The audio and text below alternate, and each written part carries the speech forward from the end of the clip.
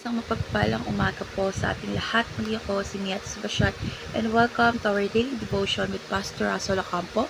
And today is October 6, 2025 and our topic is all about paano lumago kay Kristo. So our concept is all about teaching. So sa bagong tipan, ang pagtuturo or teaching ay tumutukoy sa kakayahang ipinagkaloob ng Espiritu na ipaliwanag ng malinaw ang salita ng Diyos at iugnay ito sa tunay na buhay. So, mahalaga ito sa pagbuo ng simbahan sa katotohanan, pag-iwas sa maling aral at paghubog ng mga disipulo ni Kristo.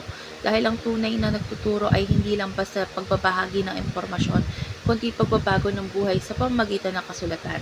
So, dapat ito ay nakaugat sa otoridad ng salita ng Diyos, pinalalakas ng banal na espiritu at nakasentro kay Kristo at sa Ebanghelyo. So, our Bible readings for today is all about 2 Peter chapter 3 verse 18, AS&D version. Sa halip, patuloy kayong lumago sa kagandahang loob at pagkakilala sa ating Panginoon at tagapagligtas na si Jesucristo. Sa Kanya ang kapurihan ngayon at magpakailanman. Amen.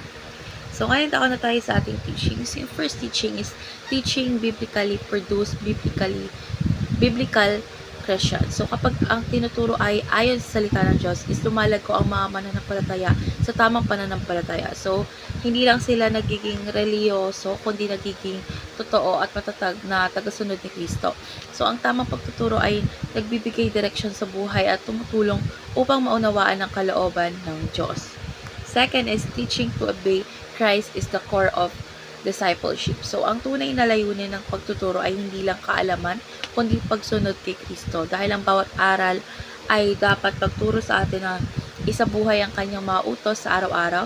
Dahil sa ganitong paraan, ang pagtuturo ay nagiging daan tungo sa tunay na pagiging disipulo ni Jesus.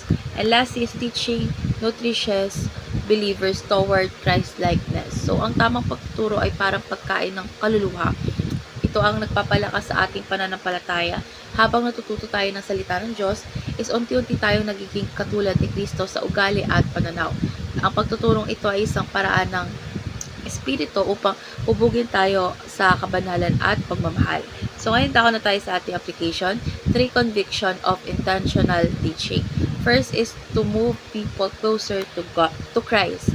So yung bawat pagtuturo o pagbabahagi ng salita ng Diyos, dapat layunin nating mapalapit ang mga tao kay Jesus. So, hindi ito tungkol sa ating karunungan, kundi sa kanyang presensya sa buhay ng iba. So, ang ganitong pagtuturo kasi ay nagdadala ng pagbabago sa puso. Second is teach to make people obedient to Christ. So, ang pagtuturo ay dapat mag-udyok sa mga tao na sumunod at magtiwala sa Panginoon. So, hindi sapat na marinig lamang yung salita ng Diyos. Kailangan din natin itong isabuhay. So, kapag sinusunod natin ang kanyang mga turo, nagiging totoo ang ating pananampalataya. And last is teach to mold people into Christ-likeness. So, yung bawat aral ng Biblia ay may layuning baguhin tayo para maging kawangis ni Kristo. So, yung pagtuturo ay dapat pagtulak sa atin sa pagbabago ng ugali, isip, at syempre yung puso natin. So, nagiging malinaw sa mundo ang larawan ni Jesus sa ating buhay. So, ngayon na tayo sa ating last part of our discussion. And our discussion talks about why is every Christian both a teacher and a student of the Word. So, yung bawat Kristiyano ay parehong guro at mag-aaral ng salita ng Diyos dahil lahat tayo ay tinawag upang matuto at magturo ng katotohanan.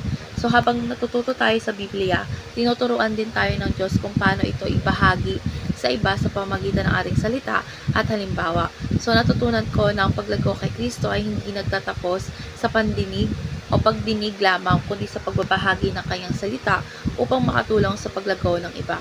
So, syempre sa ating buhay is sikapin nating matuto araw-araw mula sa salita ng Diyos at gamitin ito upang palakasin at turuan ng iba tungo sa mas malalim na relasyon kay Jesus. So, let's pray po. Lord God, maraming salamat po sa iyong salita, nagtuturo at nagbabago sa aming mga puso. Lord God, tulungan ninyo kami maging tapat na mag-aaral at guro ng iyong katotohanan. Lord God, naway gamitin ninyo kami upang maipakita ang iyong kabutihan at maturuan ang iba na lumago kay Kristo araw-araw. In Jesus' name we pray. Amen.